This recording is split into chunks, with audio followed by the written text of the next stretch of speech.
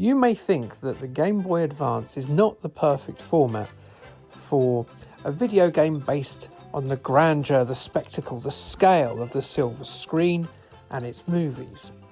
However, in one respect it's perfect, because if the film you're watching is total pump, you can at least pull out your Game Boy Advance and have a play with it instead of watching the film. Anyway, with that in mind, here are a list of some of the games you can play in the cinema that are based on films and have like a really meta experience. Although, if you go to the cinema now, you won't find any of these films on at the cinema. But, you know, you get the point.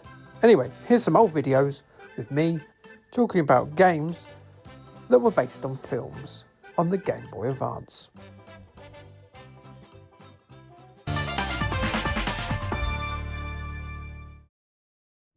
What's this then?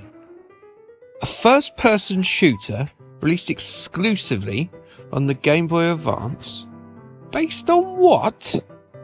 And there's a sequel to the game? What film is this? I think we had better take a closer look, hadn't we? 2002 was an interesting time for the action movie genre. Martial arts stars like Jet Li, Jackie Chan, Tony Jaa and Donnie Yen were approaching the peak of their popularity in the West, and more pertinently, The Matrix had come out a couple of years before, and that movie, you might have heard of it, was pretty successful. If you wanted to do an action movie after The Matrix, then you'd better put in loads of cool shooting sequences, all manner of high kicks and martial arts chicanery, and then you had to make sure that your action stars were dressed in bum-hugging black clothing while they did all of this. Ecks Vs Sever was very much an action movie of that time, and it had all the right ingredients. You had Antonio Banderas as FBI agent Jeremiah X, for example. Banderas was a stable B-level tier action star at the time, who had racked up a ton of hits in movies such as Desperado, Assassins, Interview with the Vampire, and the Zorro movies. He wasn't as bankable a star as, say, a Bruce Willis or a Tom Cruise, but he wasn't far away. Sever was played by Lucy Liu, who had been one of the breakout stars of the highly successful Ally McBeal series, and had already had a martial arts style blockbuster in Charlie's Angels under her belt. And of course, she was about to work with Tarantino as Orinishi, half Chinese, half Japanesey, in Kill Bill Volume 1. Backing them up were people like Ray Park, who of course played Darth Maul in the Star Wars The Phantom Menace movie, and the Toad in X-Men, and Talisa Soto, who had played Kitana in Mortal Kombat, and Lupe Lamora in Bond movie License to Kill. All of these are fairly good ingredients for a moderately successful action movie with martial arts elements in them then. Well, they may be, but I guess the chef was sick that day and actually vomited into the bowl, because a 0% score on review aggregator website Rotten Tomatoes, the worst reviewed film in the site's history nonetheless, and an absolutely dismal $19 million gross back internationally from a $70 million production budget would suggest that Ecks Vs Sever didn't really work out. The plotline has Agent X brought back by the FBI to use his manhunting skills to hunt down the unstoppable spy Sever, who has kidnapped the young son of a shadowy figure at the head of a number of international agencies. After a few battles and numerous pursuits, revelations occur, and X does less versus and more working with Sever, and so the movie continues until the final credits happen. It's a movie that exists, but perhaps shouldn't. As a basic premise, maybe the movie should have worked a bit better than it did, but it still has a chance as a game to work, right? I think it does. However, with what we know about other movie licenses of the time and before, if the movie looks like it's going to suck, then the games company just sort of gives up and curls out any old turd onto the game shelf. and then walks away, pretending that it had nothing to do with them. So what was different here? And how are there two games based on Ecks Vs Sever?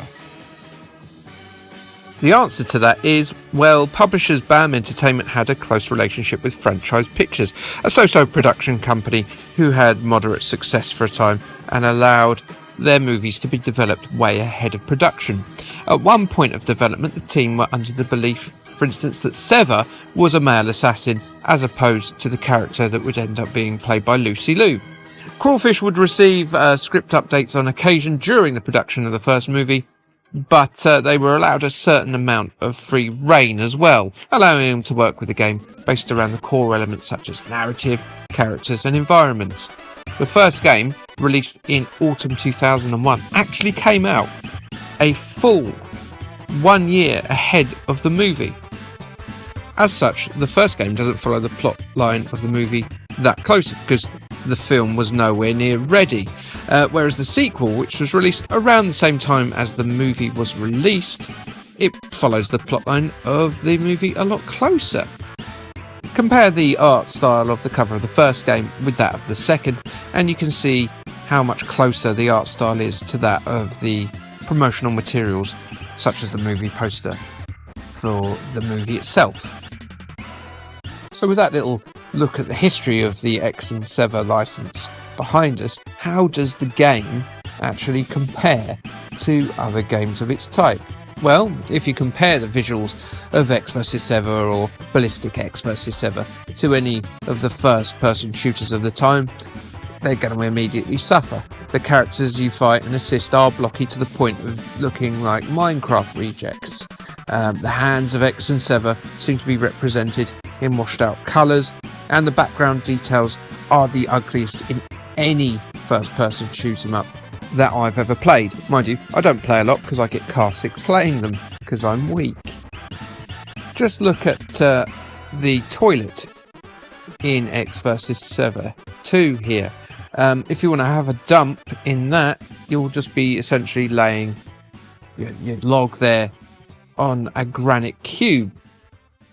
And I thought these 3 seashells in Demolition Man were mystifying. This is new levels of complicated toilet technology. To understand what's really going on though, and to really get an idea of how impressive that this software actually is, you have to remember that the hardware it's running on is essentially a portable Super Nintendo, and you only have to look at the first person games on the original Super Nintendo system. Look at the first person sections of Jurassic Park, for instance. As they're blocky, as much as Ecks Vs Sever and its sequel, but they're running like a sloth on heroin in a bath of treacle, and they're viewed through this very tiny little window, which I think are supposed to represent Alan Grant's goggles that he never wore. Ecks Vs Sever and its sequel are way smoother in comparison, and they also have different planes. They've also got a multiplayer mode which supports multiple players, which must have been very tricky to run on the Game Boy Advance hardware, and therefore set it apart from its contemporaries on the same system. It is a real feat, and I can't possibly undercook how good these titles are for what they're running on. Especially impressive as Crawfish put them out in just 10 months of production time apiece.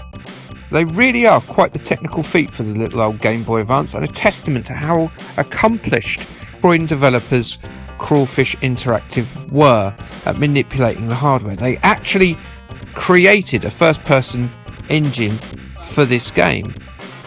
Now, to know a little bit more about Crawfish, they only lasted for 5 years, but they specialised in Game Boy Color and Game Boy Advance software, and indeed pumped out a ton of titles in that time, many of them based on movies and TV series. Some of them were based on flop movies such as Driven here, which is a new fresh vein for me to look at and make another video on, should I so choose. Hurrah! So yeah, I'm well impressed with the technical feats that Crawfish managed to pull off here. Mind you, I always gasp at street magic, and I always clap like a seal when seeing animals act like people, so don't worry too much about my opinion. I'm very easily impressed. What's less impressive perhaps though is the gameplay, and this applies to both games because they're very similar in feel down to the quick turnaround time. It's okay.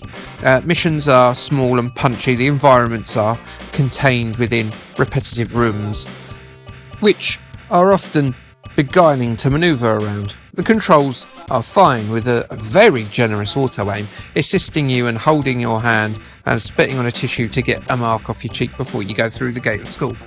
What I'm trying to say here is it's very easy to hit your opponents, even if you're only sort of vaguely looking at them. One thing I didn't enjoy though was the very first level of the second game. You're supposed to find a secret entrance to this hideous looking house. It's something to do with this block, which I presume is one of those cellar entrance doors. I've got no idea though on how to access it. I did try for about half an hour, but I gave up and used a password to go to the next level instead. That is not a good way to start a video game. Another problem is with the out and out dumb thickery of the AI in the escort missions. Stop running into the wall, Cloney McClonison and your 4 friends. Just follow me down these stairs. Honestly, it's terrible. Overall though, I found it really hard to criticise either game. They are both okay, and they are incredible technical feats for the hardware. I wasn't expecting much from 2 games based on a flop movie like Ecks Vs Sever, and I got much more than I was expecting, and for that reason I should be impressed, and I sort of am. There was a PlayStation 2 game planned, but then the film happened, so obviously it didn't.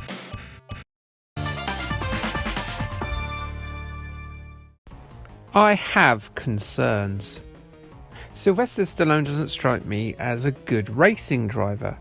I mean, he sounds like he's a bit slow, like he's thinking through that clear jelly that surrounds a pork pie.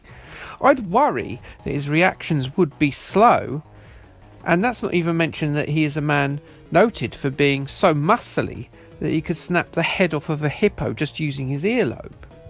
And you'd be squeezing all that mass into a small cockpit of a motor car that's a space akin to a drain pipe taped onto a skateboard. His pecs would get in the way of his biceps in those conditions. Plus, he's as old as a mummy. I worry you can't put a guy like that on a land-based rocket. You'll kill hundreds of people. Sly, get out of that car. You'll do yourself a wrong'un.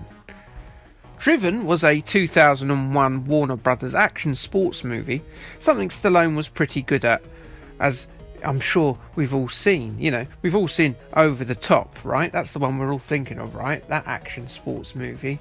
Yeah? That's his best movie, isn't it? Over the Top. Everyone loves Over the Top.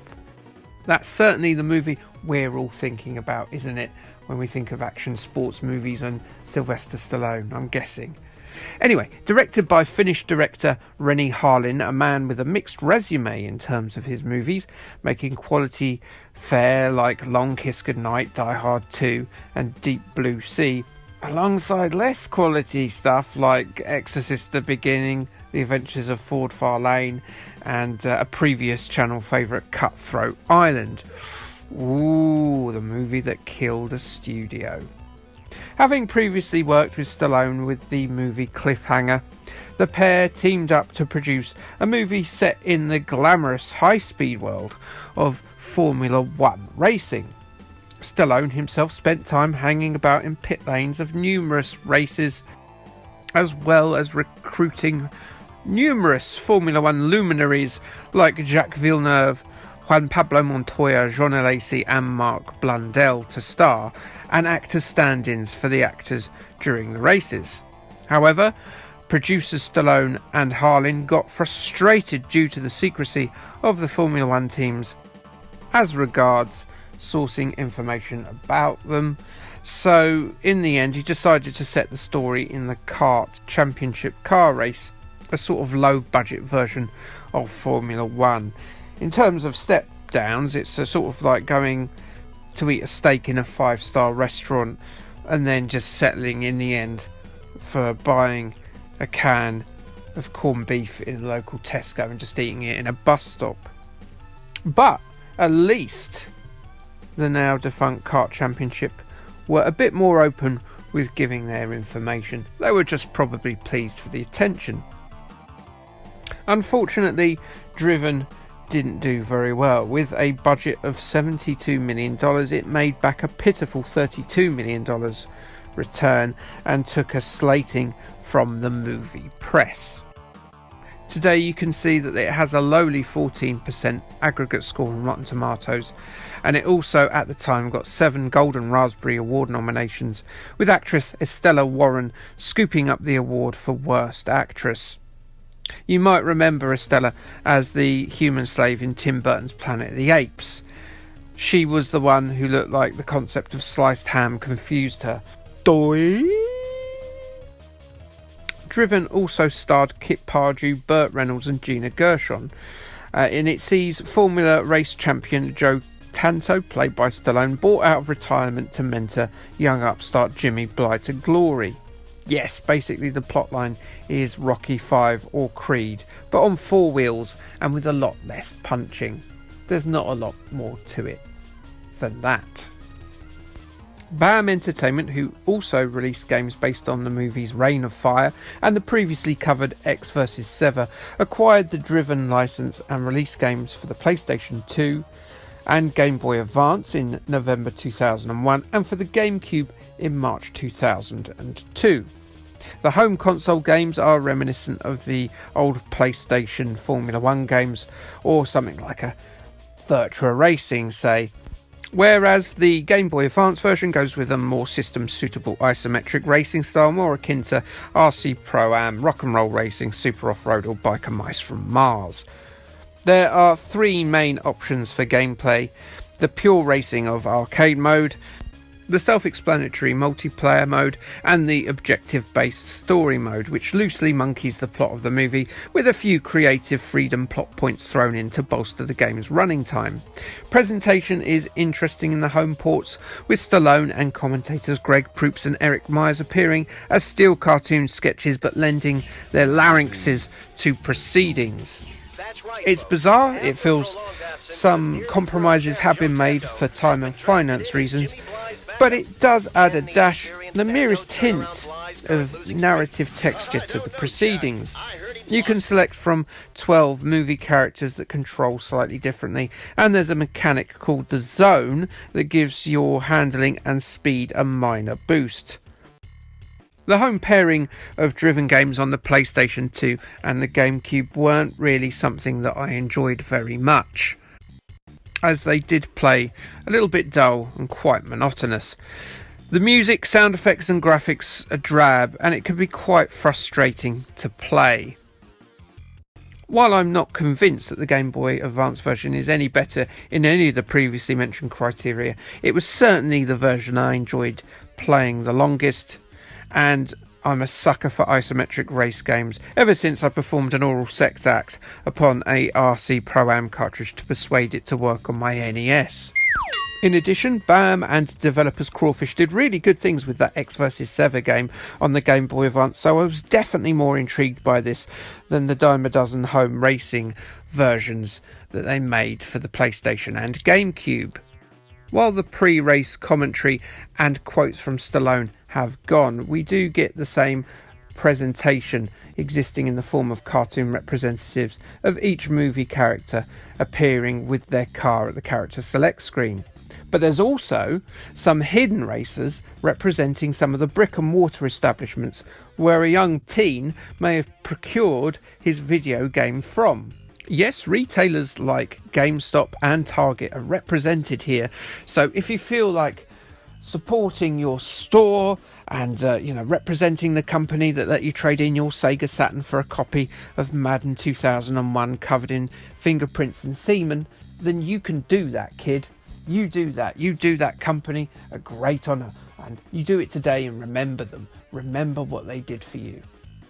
The game handles pretty well. There's no funning about with gears and all that guff, giving us a pure arcade-style racer experience. You just have your accelerator and your brake.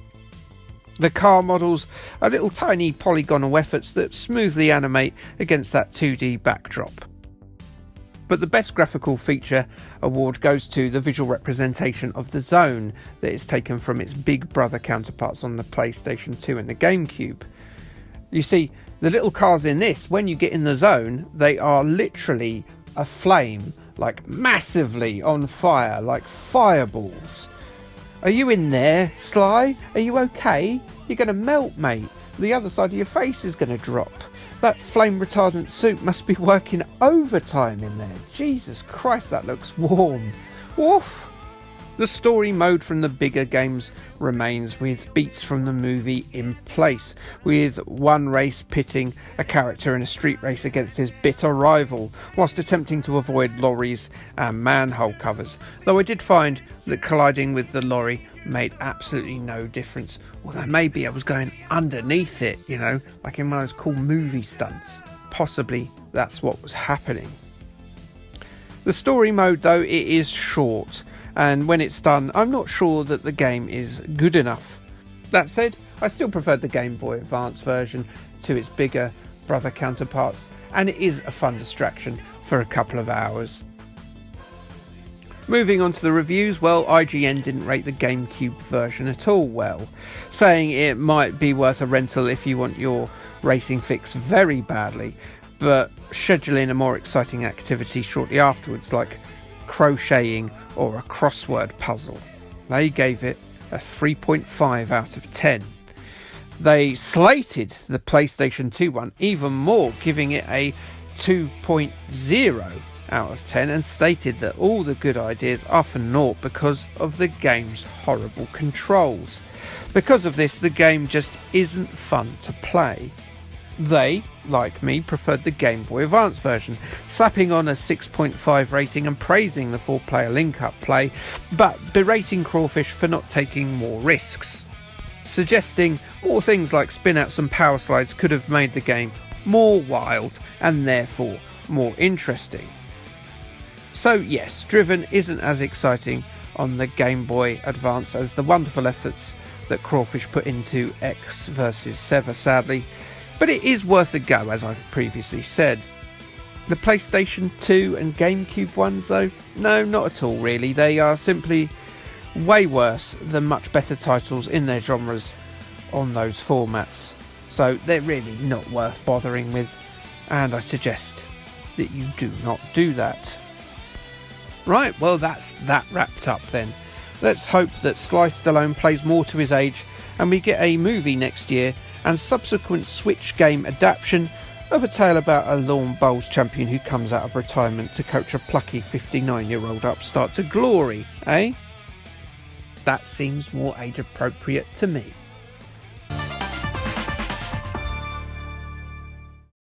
Around the world in 80 days? Wow, that sounds exciting, doesn't it? Can you imagine a modern remake set in the present day, could you? You'd sort of just dawdle slowly through customs and things, wouldn't you? Very, very slowly. Perhaps have a stop-off on the way 1, 2 or 17 times. You'd be disappointed, really, with not getting around the world in 80 hours.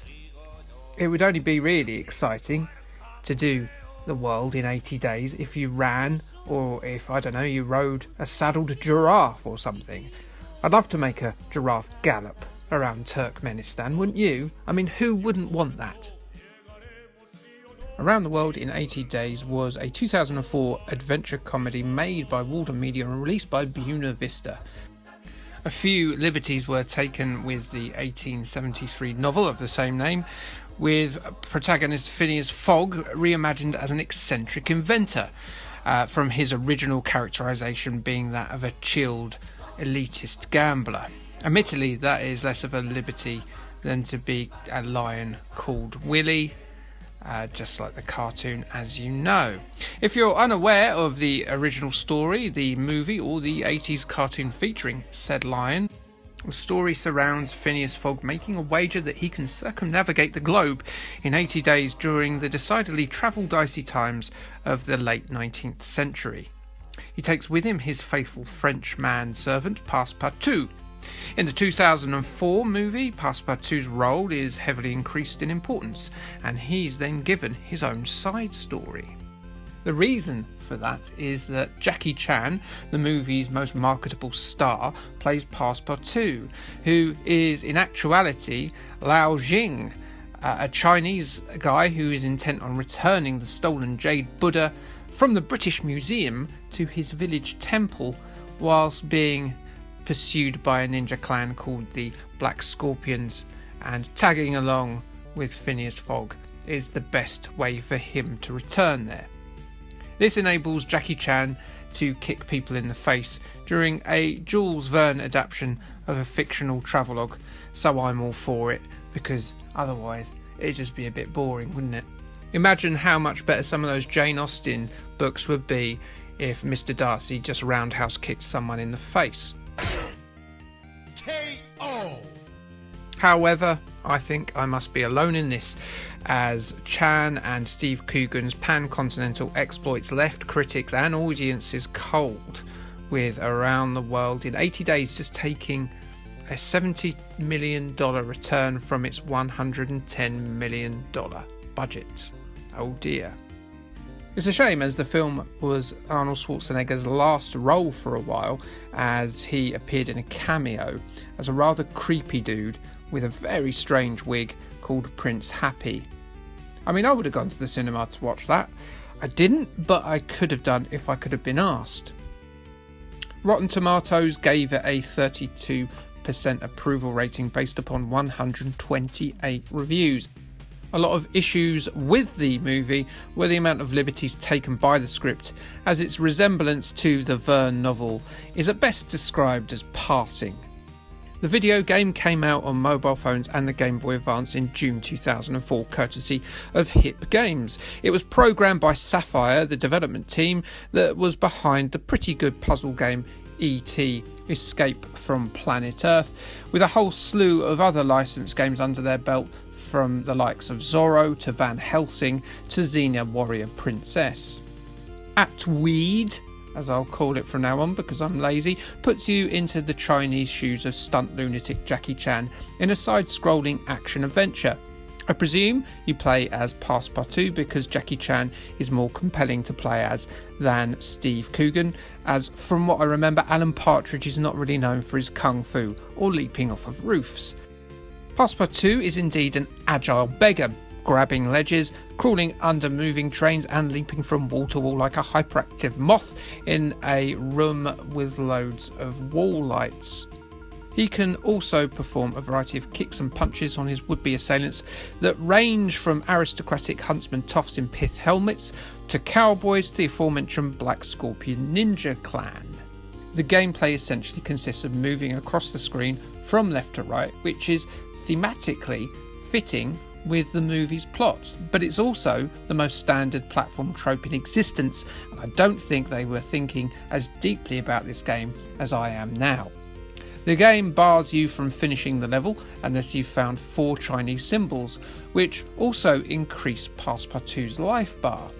I'll tell you what else would extend your life bar, Jackie. Not doing your own stunts. You're getting on a bit now, fella. There are gold coin collectibles also to be found across the short stages, and if 80 are collected, then Monsieur Passepartout can have an extra life, if he so wishes, which he evidently does. The game characters are rendered digitised sprites, which animate smoothly, but look really uggo and washed out and incongruous with the game world itself. I've never been a big fan of those pre-rendered digitised sprites. I always think they look really unattractive and unappealing. I know other people like them, but I wish they'd just return into the camera womb from which they were birthed screaming out of, and thankfully they're largely a thing of the past these days. The background locales, though, they're not much better really. They're of London, Paris, Turkey, India, China, San Francisco, the Wild West and New York, and they're competent enough, but they look pretty drab. And if I'm being perfectly honest, there's never a backdrop change which makes you go, oh, and there really should be in a game that's centred around travel, as this is.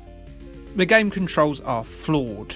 Sometimes you just want Jackie to duck underneath the incoming bullet of an aggressor, and he will instead decide to just sort of palm himself off onto the platform underneath to have a look what's going on down there. This, I think, could have been rectified quite easily by utilising the unused L key as a specific ducking command. Leaping too can be a bit awkward, particularly onto smaller ledges, and the fighting for a man as fluid as Jackie Chan is best described as cumbersome. Around the World in 80 Days is a short experience, too hard in some places, too easy in others, but it's also not a terrible one. It's just not particularly thrilling. It's entirely meh. Much like a holiday to a coastal town in the UK, there's far better places to go, isn't there? I mean, have you ever really gone, oh, that's an amazing time I had at the beach? Anywho, IGN agree with me.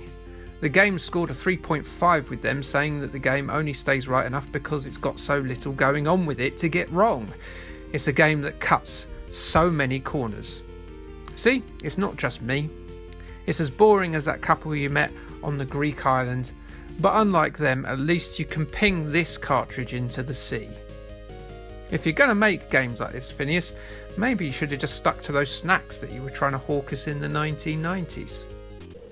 Pay attention, Phileas Fogg, authentic snacks made in Medemsey Road Concert.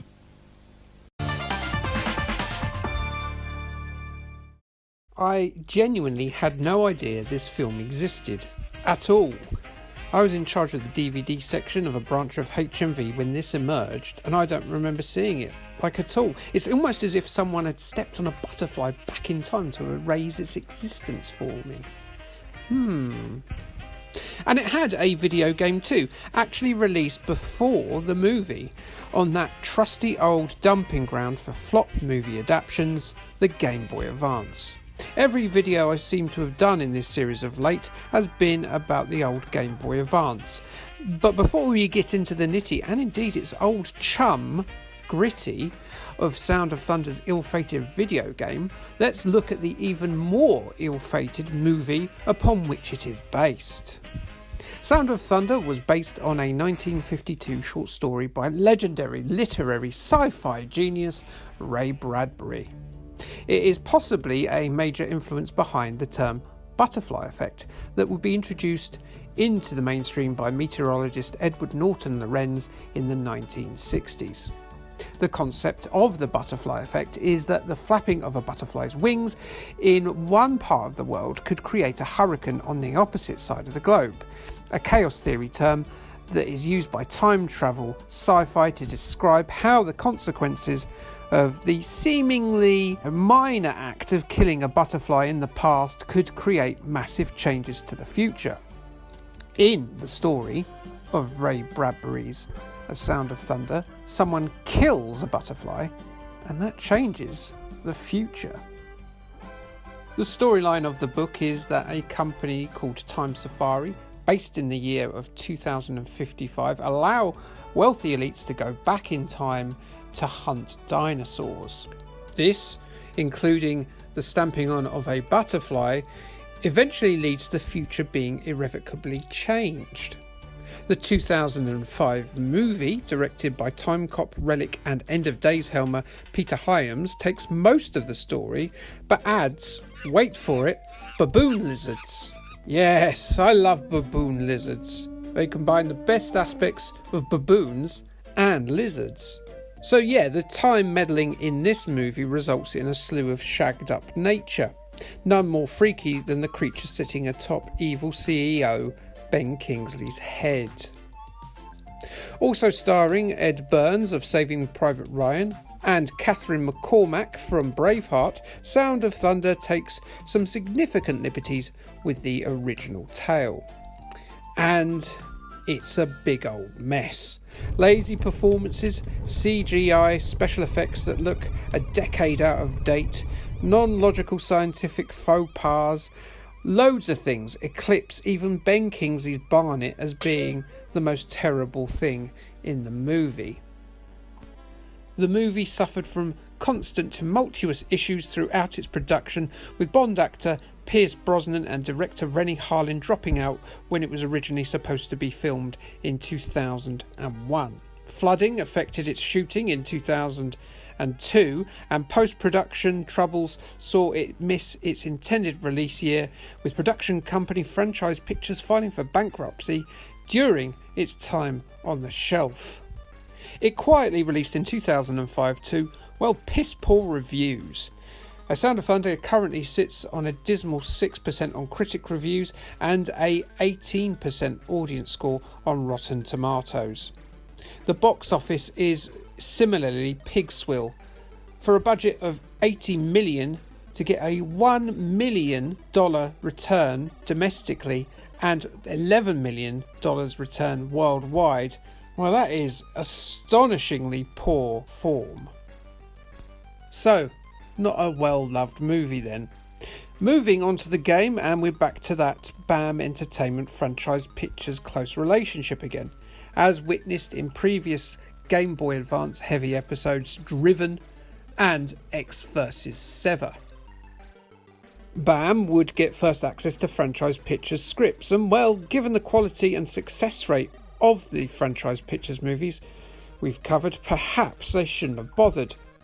A Sound of Thunder by BAM Entertainment was ready to go onto store shelves by mid-2003.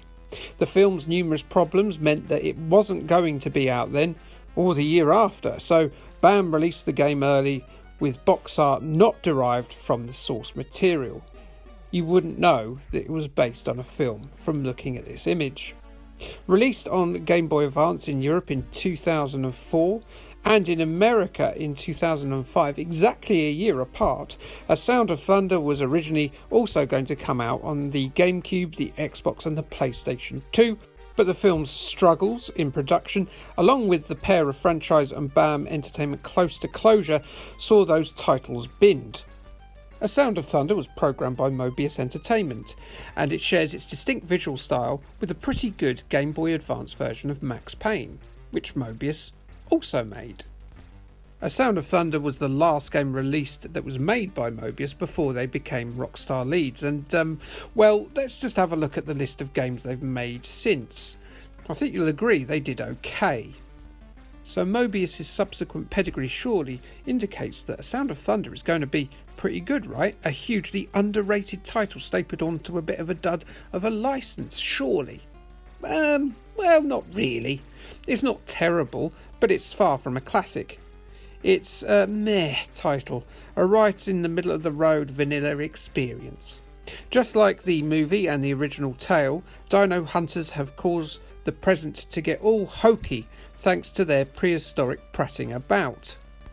The majority of the game takes place in the modern cityscapes that are overrun by scaly Jurassic bastards and other creatures from the dawn of time that found themselves in the present day because of all that chicanery back from what those hunters were doing. And you, as Travis Ryer, the movie protag, have to survive and also have to fix what's happened to the world. What have they done to this world? Look what they've done. Michael Jackson, sing us home. No, don't. I'm not going to play it because, copyright strikes and that. And so the setup is in place for a survival horror shooter with puzzle elements. Constant time quakes spawn all sorts of newly evolved aggressors into the isometric environments. Graphics here are 2D in terms of the scenery, and smoothly animated 3D characters run about in it, and you know what, it looks alright, I guess. It certainly puts less stress on the Game Boy hardware to present it in such a way.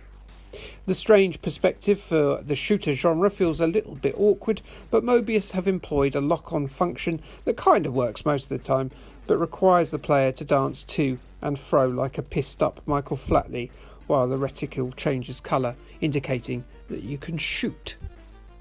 You'll need it for the myriad little pink swines that form the mainstay of A Sound of Thunder's enemies. The puzzle element requires you to shift crates and boxes about like you work for Hermes to create stairs. I'm sure we've all found footprints on our Hermes packages making this the best, most relatable analogy ever. I'm sure you'll agree. It certainly breaks up the action a bit and is a welcome addition, this little puzzle-based element. Something that is not a welcome addition, in my opinion, is the dreadful driving section. Using the same engine for the cars is not a good idea. You can't see what's coming up in front of you when the screen flips as if you're in different rooms, and the car handles about as well as Miami Vice on the ZX Spectrum. That's a game I keep putting off but will eventually have to play because its control makes me about as angry as Lawrence Fox in a room full of COVID masks.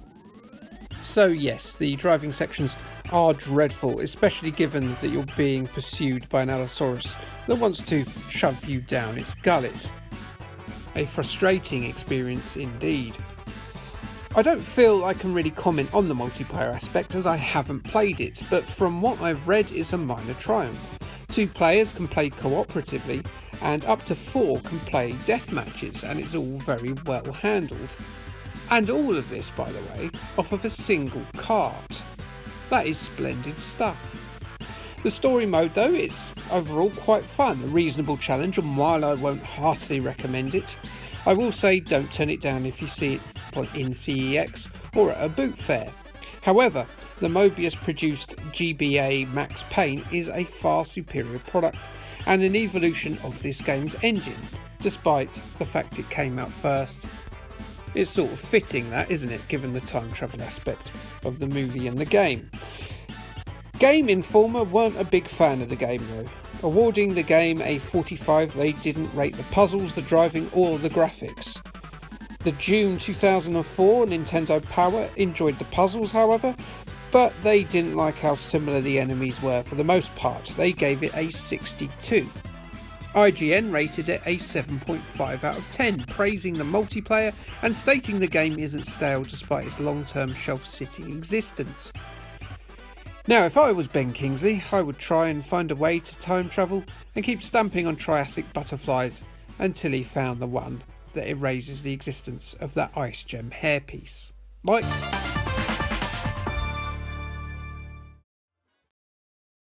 Tracy Island's most iconic rescuers are at it again, this time on the Game Boy Advance. And this time we're steering a bunch of actors rather than the kindling and tooth floss marionettes of the 1960s show. Good news for me, as I used to get freaked out that the puppets had human hands. I can cope with humans with human hands. That's something I have to see every day, and so, I'm okay with it. Before we take a look at this puzzler, let us look at the inspiration for its existence.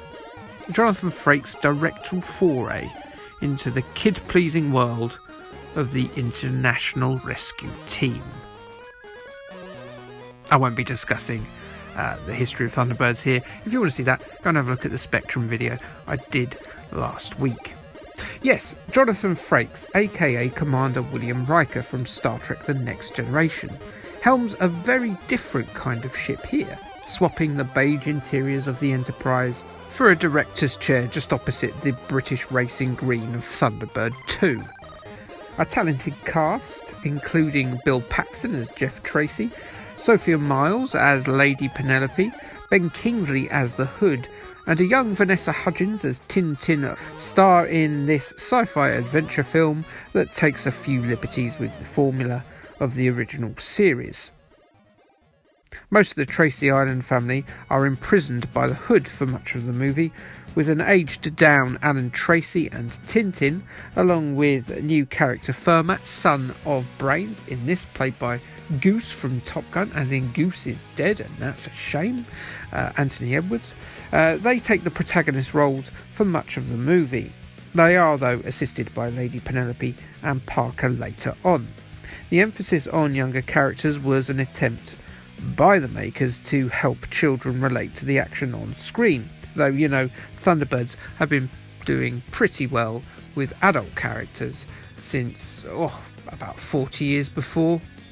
Released in July 2004 on both sides of the Atlantic, Thunderbirds unfortunately managed a rather feeble $28 million return on a budget of $57 million, with the pre-release reviews no doubt helping the film to be about as welcome as an exposed adult penis at a children's birthday party.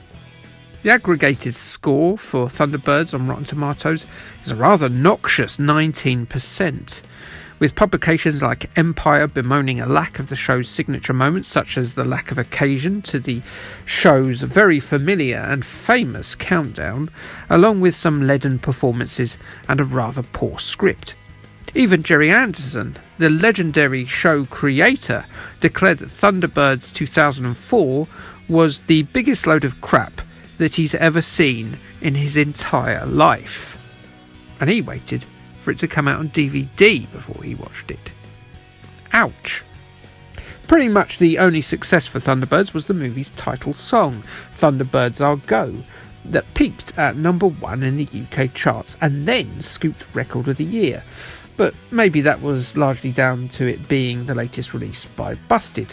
For those with short memories, Busted were that pop band of the time, i.e. the one that made teenage girls whinny like lusty ponies at the mere mention of their names, singing into one end of their hairbrush and frotting feverishly with the other end of it. You know, one of those bands. Moving very quickly away from the image of teenage girls frotting using a hairbrush handle, Thunderbirds 2004 is not to be confused with the earlier Thunderbirds International Rescue, an SCI release for the Game Boy Advance based on the show as opposed to the movie.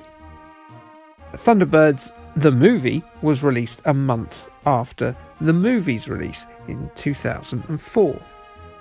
Thunderbirds 2004 was published by Vivendi Universal and put together by Sapphire, who you may remember programmed the 80 Days Around the World game that I covered previously. Thunderbirds 2004, as Jimmy Greaves used to say, is a game of two halves. Those halves being an isometric shooter in the style of Zaxxon and a three-quarter viewed variant on the old SNES classic The Lost Vikings. I'm pretty sure Jimmy Greaves never used to say that last sentence, however. The vehicular sections, I like using the word vehicular, that sounds good, doesn't it? It must be said, are pretty woeful. They look like Zaxxon, but they sure don't play like Zaxxon. There are collectibles and wildlife to avoid, and sometimes there are Thunderbird-style objectives such as putting out fires that endanger an oil rig. However, the design is of such a poor standard that they're immensely dull to play, and the collision detection is best described as pulling a tapeworm out of your dog's bum terrible. To have the vehicle sections in a Thunderbirds game be the worst bit means, well, we're off to a rollicking start. The vehicle bits of Thunderbirds were the bits that kids actually liked about the show.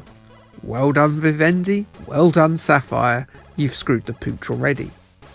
If it's the Thunderbirds vehicle bits that you're after, actually good ones, on your Game Boy Advance, please do check out that International Rescue game instead, as it delivers a more varied and competent selection of vehicle stages, and is, you know what, a pretty solid game. It's not amazing, but it's pretty good.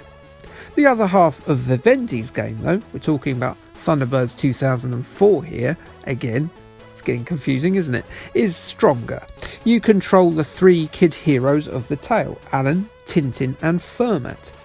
Alan is the swinging dick stud, all cool action dude, able to jump large distances and push heavy crates.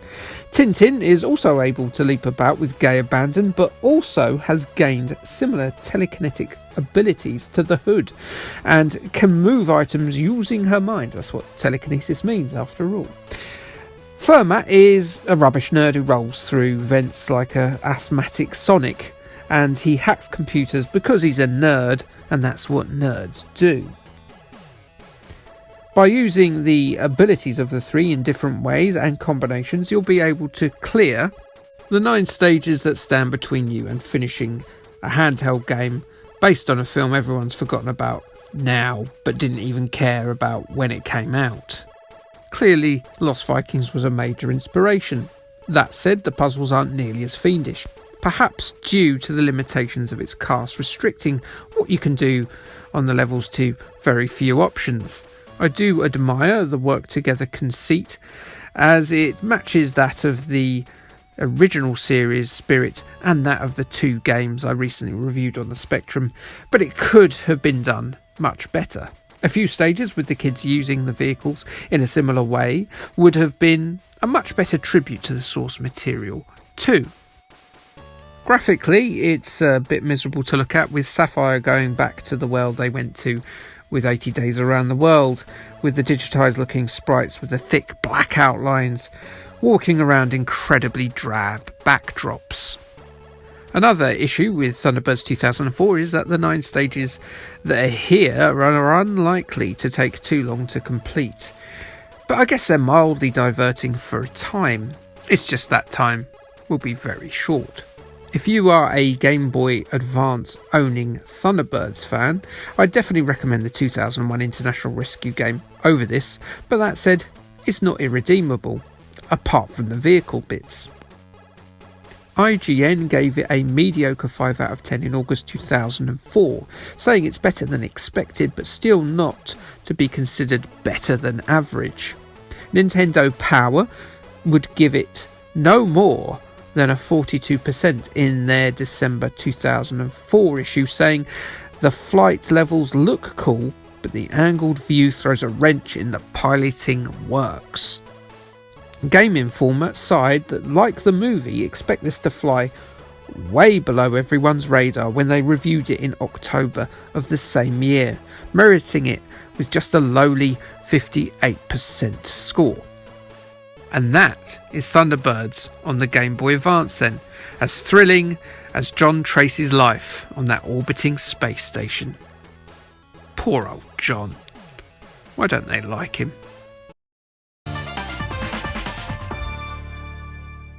We all remember that charming CGI movie from the mid-2000s. You know the one with the zoo animals in New York, whose number included a lion and a giraffe, who then escape and go on adventures to Africa. You know, Wait a minute. The Wild? The what now? The Wild?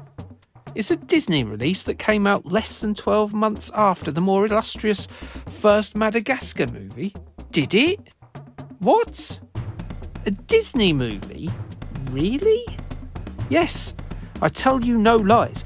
And this here is its video game adaptation released exclusively on the Game Boy Advance in 2006. As intrigued as I am by the game first, I'm even more intrigued by this movie that so unsuccessfully aped, pun intended, the DreamWorks Animal Escapade. The Wild tells the story of a Central Park Zoo internee called Samson the Lion. And well, he's got his friends with him. Betty the Squirrel, Bridget the Giraffe, Larry the Anaconda, and Nigel the Koala, along with Samson's son Ryan. Ryan, the lion, wants to go back to the wild so he can practice his roar, and he stumbles himself into a container that is rumoured to be heading back to Africa, and leaves on that there truck. The friends witness the truck leaving and get all fretful about Ryan's safety, and so they follow him in an attempt to get the juvenile big cat back to the zoo. They initially do this by tearing up the Big Apple, encountering ferocious stray dogs and alligators before boarding the ship to the African subcontinent. Samson the lion isn't very attuned to the wild, as he might have led his boy to believe, and he soon discovers that being a former circus lion in the wilds of Africa, well, it's no cakewalk, let me tell you that. Boy oh boy, if you've seen Madagascar, then you're currently wondering in which Disney office they did the photocopying of that script in. Of course, these cinematic quirky coinkydinks occasionally happen. I'll give you K9 and Turner and Hooch, Deep Impact and Armageddon, Dante's Peak and Volcano, Bug's Life and Ants, Existence and Matrix. Sometimes similar films just happen to come out at the same time. Directed by Steve Williams and featuring the vocal talents of Kiefer Sutherland, Jim Belushi, Eddie Izzard, William Shatner and Gianni Garofalo, The Wild was released in 2006 to middling to poor reviews. A lot of the critique was levelled at the uncanny valley nature of the finely detailed yet slightly creepy looking animation of its furry cast, along with what was described as a dull and derivative script. Obviously, the comparisons to the highly thought of Madagascar didn't help, given that film's commercial success. The Wild was a critical failure. It currently sports a 19% aggregate score on Rotten Tomatoes. In the eye of the audience, well, there just wasn't a taste for yet more zoo animals out of their depth in their native lands. It debuted at 4th in the US box office behind Scary Movie 4, Ice Age 2 and The Bench Warmers. It took back $102 million from an $80 million investment worldwide, which sounds alright, but when you factor in advertising and marketing, then The Wild probably ended up in the red. Not that I actually saw any advertising, so that would have been money poorly spent as well. I definitely saw the DVD when I was working at HMV, but I always thought it was like another company like Sony Imageworks or someone like that. I didn't realise it was an actual Disney release. Anyway, The Wild, the game. It was released by Buena Vista Games, which, as a Disney subsidiary, was an obvious publishing company for it to be distributed by. Right? It was developed by the Climax Group, who had previously developed several SpongeBob games, along with a host of other licenses, including one based on the previous year's Disney movie, Herbie Fully Loaded. In the game, you're placed in the furry feet of two of the movie's bestiary, those being Benny the Squirrel and the top cat, Samson, as they journey across the world, trying to liberate the prodigal son. Or anti-liberate him, I guess, seeing as you're trying to put him back in a zoo. That's like Mammalian Jail. You swap between the pair of these beasts during the adventure, who each have distinct stages across 19 levels of 2D side-scrolling platformery. Each has their own abilities, with Benny utilising the high-flying agility of your average squirrel. We've all seen them do amazing feats, I'm sure. He can hurl acorns willy-nilly at his adversaries, he can scamper up trees, and he can perform trapeze acts to somersault and vault all over the shop. He's a nimble beggar, all right. The lion's share of levels, unquestionably pun intended there, fall to old Samson, who is a lot more grounded than his nut-grasping counterpart. He can still leap about up and down the branches of trees and buildings, but Benny definitely has the edge over the lion in the sprightly fleet of footness department. Where Samson shines is with his close-quarter swipes and his blood-curdling roar, which freezes the menagerie of evil enemy beasts in their tracks. The other characters from the movie make appearances throughout the game, and they will lend you their assistance in various ways. Nigel the koala will point the way, and Dopey Larry the anaconda will act as some sort of spring to vault you higher up in the level. In addition to the platform stages, Samson has other duties in the game, which are usually boss encounters. The action zooms in on the King of Beasts, and he gets all kung fu bipedal in what amounts to a variant of the IK Plus bonus stages. You anticipate the time and the corner of the screen where one of Kazar, the main villain of the story, or one of his cronies will appear from, and you can then wave a corresponding claw in the direction of said creature and dispatch it accordingly. Take that, you blighter! As you can probably see from this footage, we are firmly in generic platformer territory here. For all the Game Boy Advance's many positive aspects and its huge and varied back catalogue of excellent games, there sure were a lot of very generic licensed platformers on the system, as evidenced by some of the games I've covered on the channel, like the Santa Claus 3 and 80 Days Around the World. I suppose, what with it being a Super NES in your pocket, you're also going to get a lot of similar games to what that format had, those being licensed 2D platformer games of an average nature. But even in the world of average platformers based on properties, there are degrees of quality. Think of your average 2D platformer as a dull suburban town, with slightly affluent areas, those being games like the recently covered A Nightmare Before Christmas, and those areas that are a bit down market. Well, The Wild definitely has the quality of a man in a vest sitting on a broken fridge in the front lawn quality to it. It's a bit run down. Christ, that was a torture metaphor. The issues for a seemingly innocuous platformer soon mount up. The Wild has a fair bit of padding. 19 stages sounds like a lot, but they're all relatively short. The Wild solves this issue in the most inelegant of ways. You'll go through the tutorial, play through the first few levels, and then the game will prevent you from going any further. The game wants you, you see, to come completely out of story mode and replay the already played tutorial and early levels and complete numerous challenges in those levels based on things like completion time and enemies dispatched. Once you've ticked off enough of these tasks, the game allows you to continue the storyline.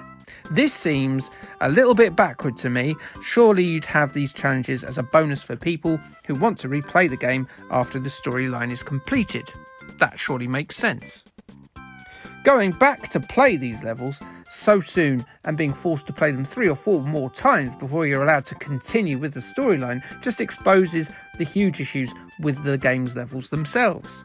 You'll be charged with finishing most levels in less than a minute, and you'll do it fairly handily.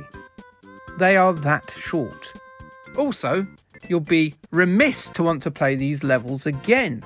The first level itself is an exercise in frustration when you first play it, due to the janky floppy nature of the squirrel's trapezium flipping controls.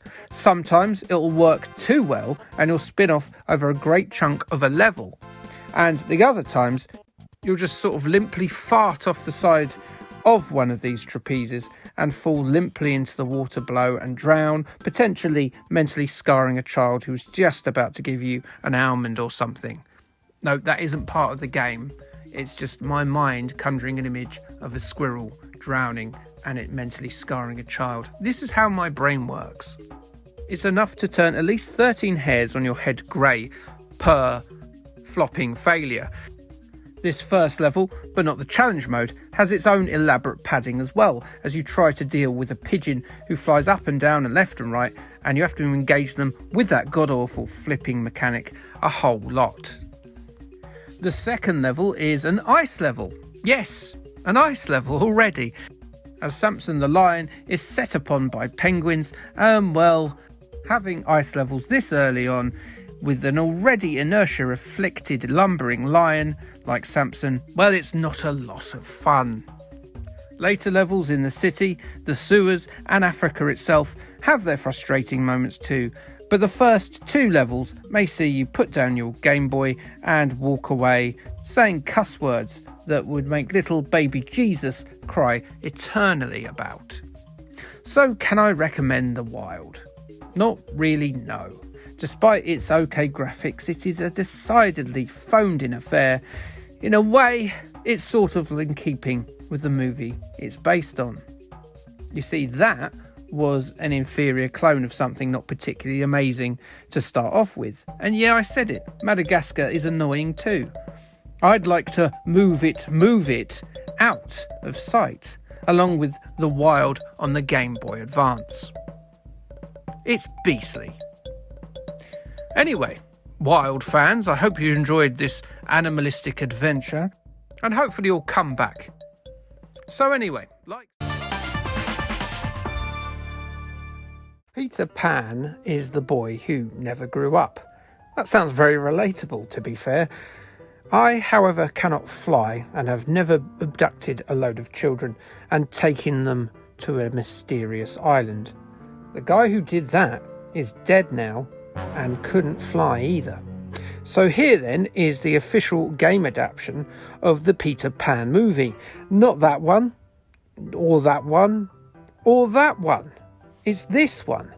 Not just any Peter Pan movie, but according to this here box art on the Game Boy game, the motion picture event. An actual event. How exciting. Looking at the box office though, it's more of a non-event. But is it with good reason? Is this film any good? Or does it need to get lost, boys? Peter Pan is a 2003 adaptation of the 1904 play written by J.M. Barrie. No, it's not one of those soulless Disney live-action remakes. That one came out in 2023. This one is the work of Universal Pictures, who took the bold decision of releasing it on Christmas Eve in the UK and Christmas Day in 2003 in the States. That is a bold strategy, and it didn't pay off. Peter Pan was directed by Muriel's Wedding director P.J. Hogan and follows the traditional story of Peter Pan rather than taking the postmodern sequel approach that the movie Hook did. To make the movie, Hogan had to show the completed script to Great Ormond Street Hospital because, surprisingly, they owned the rights as J.M. Barrie bequeathed them the rights to the property before he died. That's actually quite nice of him when you think about it, as they would then get monies out of anything that used the Peter Pan name. Clever. The movie was dedicated to none other than Dodi Al-Fayed. Yes, that Dodi Al-Fayed, the lover of Princess Diana at the time of both their deaths in 1997. Dodi seemed to be a bit of a Peter Pan fan, as he was an executive producer of Hook in 1991. Dodi's father, then Harrods owner Mohammed Al-Fayed, took up co-producing duties on this movie as it moved into production. The reason for this being is that was what Dodi Al-Fayed was planning to do. He was planning to produce the live-action telling of the original Peter Pan story, a project that was also said to excite Diana. I don't need to tell you the story, and if I do, well, sorry, yeah, go look it up, it's Peter Pan. You know, pirates, crocodiles, fairies, flying children, that kind of thing. So instead, I'll give you some of the cast instead, because we all love celebrities, don't we? But in this case, it's not really a stellar lineup. Jason Isaacs, most famous to us nerds as old Lucius Malfoy from the Harry Potter series, takes the role of Captain Hook, and he's undoubtedly the most famous person on the cast list. British TV royalty Richard Briers has the role of Smee, his bumbling aide. Other known actors on the cast list include Lynn Redgrave, Olivia Williams and Saffron Burrows, who have roles as the adults of the Darling family, whose kids have decided to take up flying with strangers rather than have upper middle class childhoods. Other than that, it's largely unknowns, although the Peter, Tinkerbell and Wendy actors have gone on to have moderately successful careers respectively. Their names are Jeremy Sumpter, Ludovine Sagna and Rachel Hurdwood, should you wish to look them up. Yeah, they're not superstars these days, but at least they got to appear in a movie as children, something I'm sure all of us wished we had. The film was fairly positively received by critics, with the movie having a none too shabby critics score of 77% on review aggregator Rotten Tomatoes. Legendary film critic Roger Ebert actually really liked the movie, giving it 3.5 stars out of 4. But despite it having fairly positive receptions across the board, it performed very badly, grossing only $122 million from its estimated budget of $130 million. And that doesn't include its marketing costs. It is estimated that in total, the movie lost somewhere between $70 to $90 million in total. Probably the most significant reason for it performing badly, apart from releasing on Christmas Day, was that it was released 1 week after the closing chapter of the Lord of the Rings trilogy, Return of the King, which is another fantasy movie, and it's come out in the same week, so, you know, what shall we go to and see? Oh, I don't know, shall we go and see Peter Pan, or shall we just go and see the end of the biggest cultural behemoth movie franchise of the early 2000s? Peter who? So Peter Pan didn't do very well, but it did get a video game. Only on the one format, mind, it just so happens to be my favourite format, the Game Boy Advance. Peter Pan, the motion picture event, was released a couple of weeks before the movie, courtesy of publishers Atari and development house Sapphire.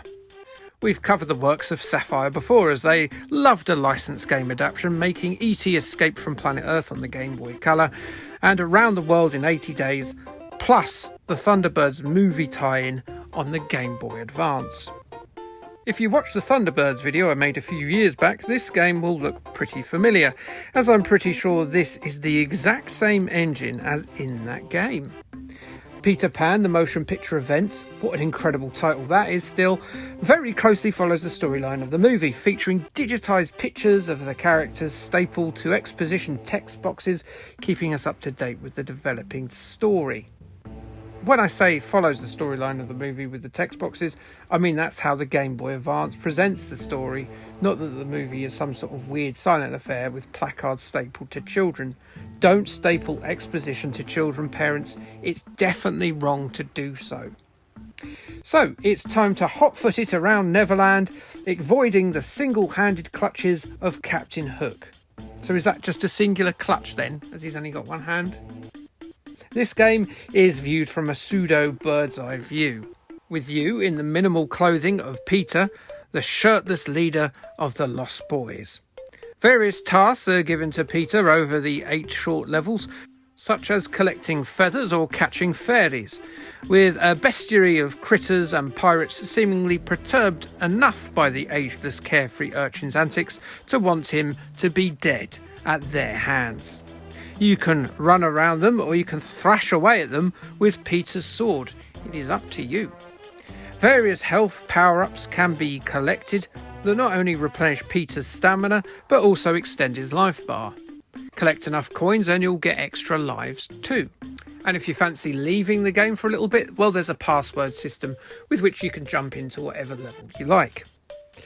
And well, it's all really not very well done, I'm afraid. The game is extremely lightweight in content and could likely be finished in a couple of hours. All the levels are astonishingly short, often comprising of less than 10 screens. Peter's flight and indeed seemingly adept swimming abilities do add a modicum of variety with some fairly ho-hum side-scrolling shooter levels, but they're equally as compact. The levels themselves are fairly drab too. Stablemate Thunderbirds, the movie, at least managed a decent puzzle element with character swapping to keep you engaged. Here you just sort of dart around the small levels trying to find a person, an object or the exit, usually while avoiding the enemies, because you don't want to be fighting them. Yes, you do have a sword. I said you had a sword earlier on. Indeed, you do have a sword, but you won't want to actually engage in a lot of combat while you're playing this game. Why? Well, it has the single worst, most player disadvantaging hit detection I have ever seen in a video game. If an enemy so much as flutters a lash in Peter's direction, he will definitely take some damage. Whereas if Peter wails upon the enemy with the ferocity of a UFC fighter who's just been told that his mum has definitely had sex with the other UFC fighter, the blade will actually sort of make contact with his adversary in 1 out of 10 hits. It is maddening. Whether the game was rushed and not play tested enough, or if this was an actual choice to inflate the challenge artificially due to the levels being smaller than your average semi-detached house, well, I'm not impressed. It is some dreadful game design and has for me turned a fairly innocuous movie license game into an utterly despicable one. No doubt there have been some utterly rubbish games played on this channel, usually unfortunately on the 8-bit computers, but this is the worst game I've played on the Game Boy Advance, and this is definitely the worst game I've played in this flop movie sub-series. The laziness of it, either by design or sloppiness, has elevated it to being the king of the crap heap. The movie is definitely better than the game this time around, and if you really want to play a Peter Pan game on the Game Boy Advance, first of all go outside a bit more, you big weirdo, but I recommend you try the Disney game Return to Neverland. It's fairly middling, but at least it feels finished. Nintendo Power reviewed this game, also complaining about the rough hit detection, but also the non-intuitive puzzles and tiny game sprites. However, they did say that its payoff is a fun story and has beautiful movie stills. For me though, that's not enough. The only place that Peter is flying is into the bin. Hello, this is the Halloween special, isn't it? So I'm a werepug again. I'm just going to go and visit my parents. They're from Halloween Town, which is about the same place basically, where they set the game which we're going to be playing today. So anyway, let's go and meet them. Follow me.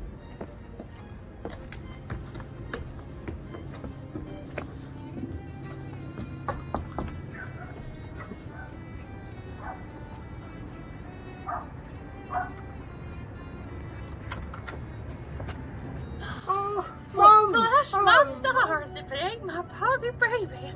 That's my mum. She likes carrots. Hey, baby. Come on in. It's Daddy. I thought I heard him bark a minute. He is here. Oh, Mum. It'd be nice to come and see him. Here he is, son. That's my dad, that is.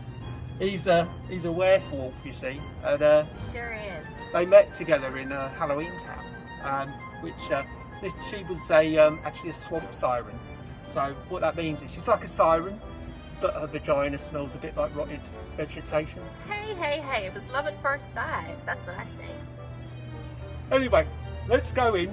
So people do think it's a bit weird, but sometimes my dad sits on my lap naked. With that kind of family, we're quite free and easy, aren't we, Mum? Of course. How do you think I got him in the first place? They love each other very much. So yes, let's look at this, a video game based around Halloween. You know, the reason why we're here, not for stupid sketches in a pug mask. Let's talk about Tim Burton's Nightmare Before Christmas, The Pumpkin King. Well, that's a lengthy title, isn't it? It was produced by Buena Vista Games and developed by Toze and released in autumn 2005.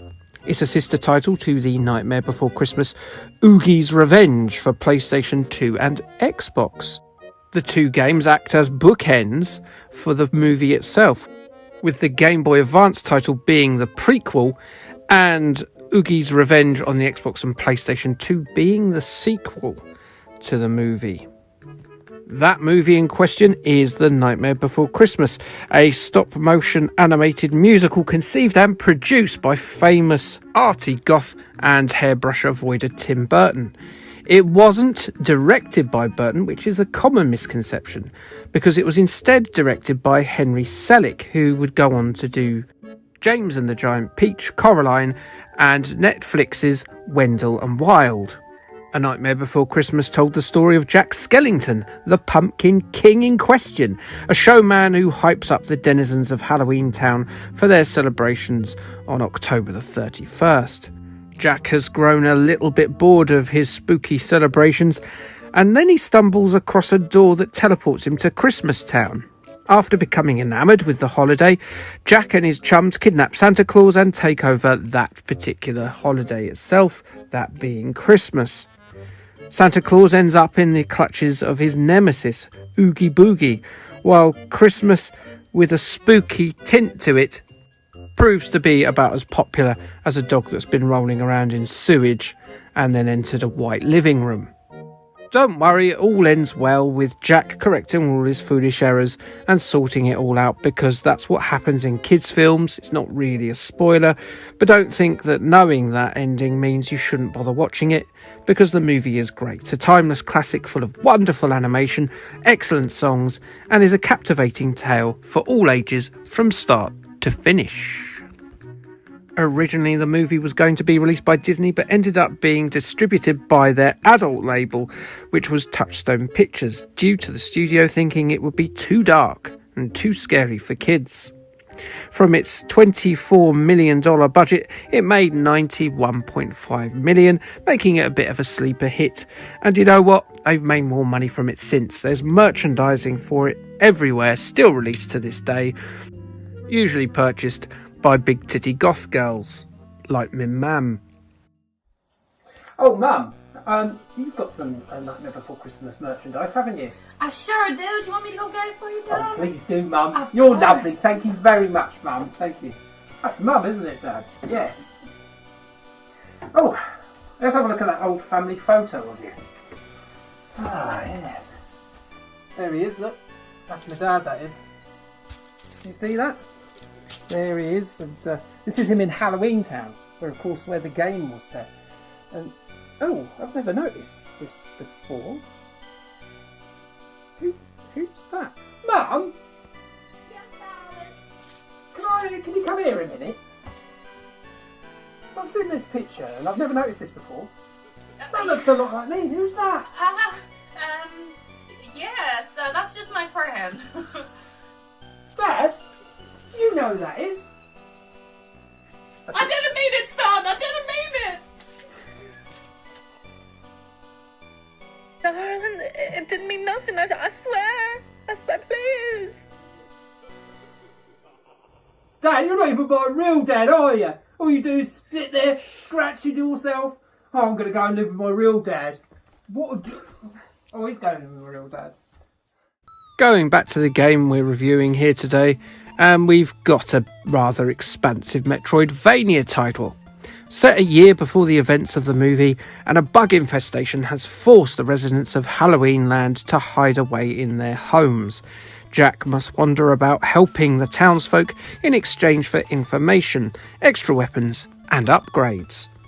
While he's sorting all this out, he finds that Sally, Dr. Finkelstein's new assistant, well, she's been kidnapped by the mysterious Oogie Boogie. He hasn't met either of them at this stage, so I don't know why he's that bothered. However, information suggests that the bug infestation might be related to Oogie Boogie. Is it? It is. Well, this sounds all horrible, doesn't it? Indeed, it is a nightmare before the nightmare before Christmas. It has all the hallmarks of one of the Game Boy Advance's best genres, that being the Metroidvania titles. I can only urge you, if you've never played one before, give the Castlevanias or the Metroid games on the Game Boy Advance a go. They are excellent. Better than this? Oh yes, but this isn't without its charms, and the influence of those titles is unquestionable. The map is large and sprawling. Areas are inaccessible until later on in the game.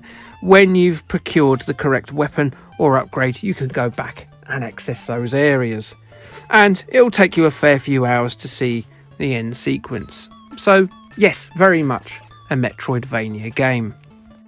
With that said, the challenge is pared down a little from the likes of Metroid and Castlevania, perhaps realising that the younger audience might like a game that isn't quite as tricky. Health pickups are scattered liberally about, standard enemies aren't presented in overwhelming numbers, and well, boss encounters are fairly predictable and should be dispatched fairly easily.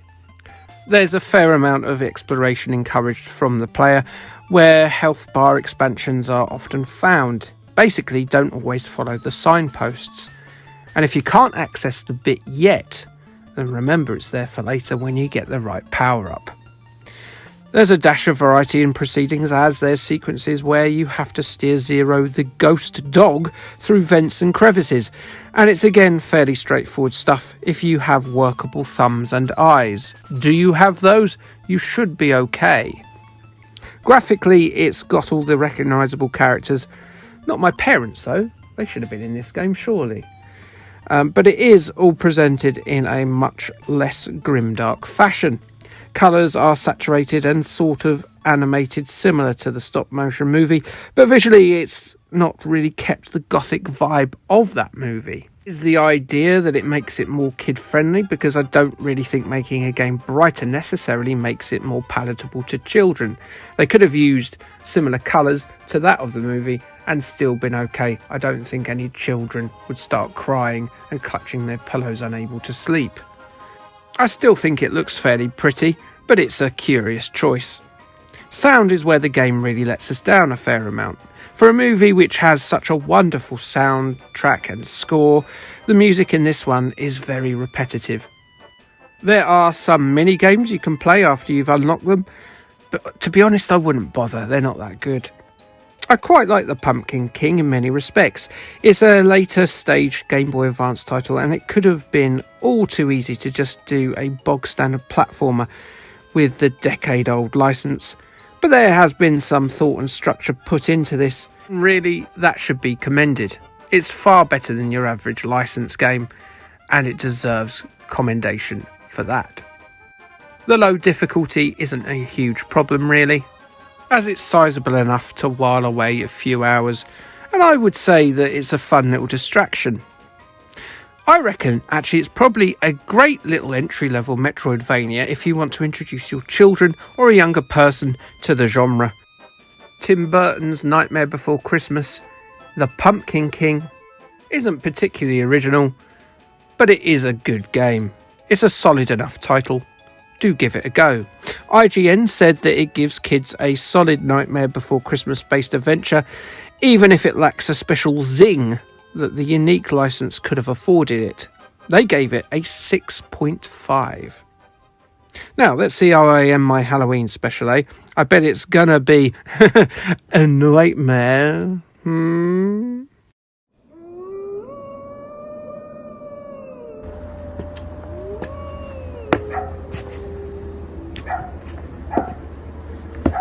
Hi there, Mary Sue. Hey. I hear you're headed off to England soon. Yeah, what's it to you? I don't think I like it that you're taking what I think's my child with you. And I know with Billy Ray, I know he's going to be a fine husband, but I was kind of thinking that I might miss you, you know. Maybe we could do something for old times' sake.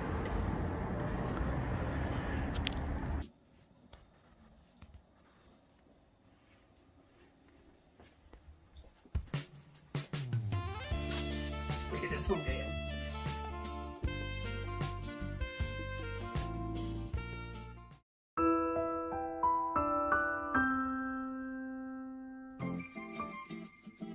Thank you for listening to me waffle on for about an hour and a half about games based on movies. Yeah, thanks. Anyway, like, subscribe, and thanks, bye.